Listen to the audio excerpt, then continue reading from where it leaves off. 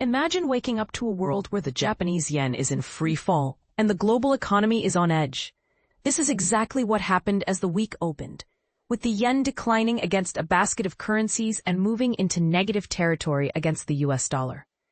But here's where it gets interesting.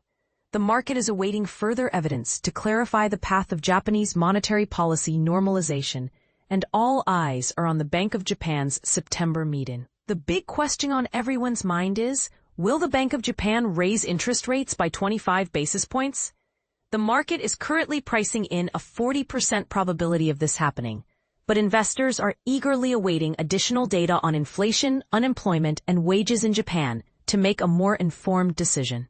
And this is the part most people miss. The Japanese government has ignored U.S. pressure to raise interest rates, with U.S. Treasury Secretary Scott Bessent commenting that the Bank of Japan is lagging behind in its monetary policy. But what does this mean for the global economy?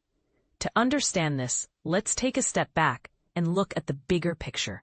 The Japanese yen's decline is not just a local issue. It has far-reaching implications for international trade and investment. For instance, a weaker yen can make Japanese exports more competitive, but it can also lead to higher import prices and inflation.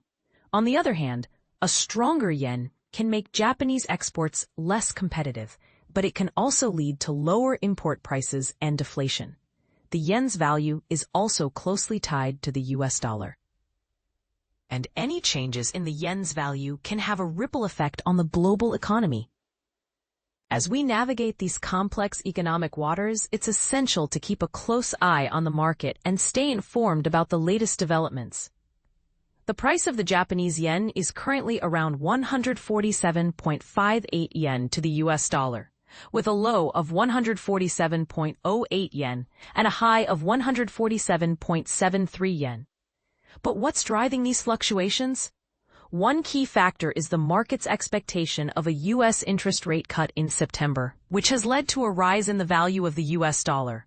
However, the Japanese government's decision to ignore U.S. pressure to raise interest rates has added a new layer of complexity to the situation. As we move forward, it's crucial to consider the potential implications of these decisions and how they may impact the global economy. For example, if the Bank of Japan does raise interest rates, it could lead to a strengthening of the yen, which could have a positive impact on the Japanese economy. On the other hand, if the U.S. Federal Reserve cuts interest rates, it could lead to a weakening of the U.S. dollar, which could have a negative impact on the U.S. economy. The situation is further complicated by the fact that the U.S. and Japan have different economic priorities. The U.S. is focused on stimulating economic growth, while Japan is focused on controlling inflation. This difference in priorities can lead to conflicting economic policies, which can have far-reaching implications for the global economy.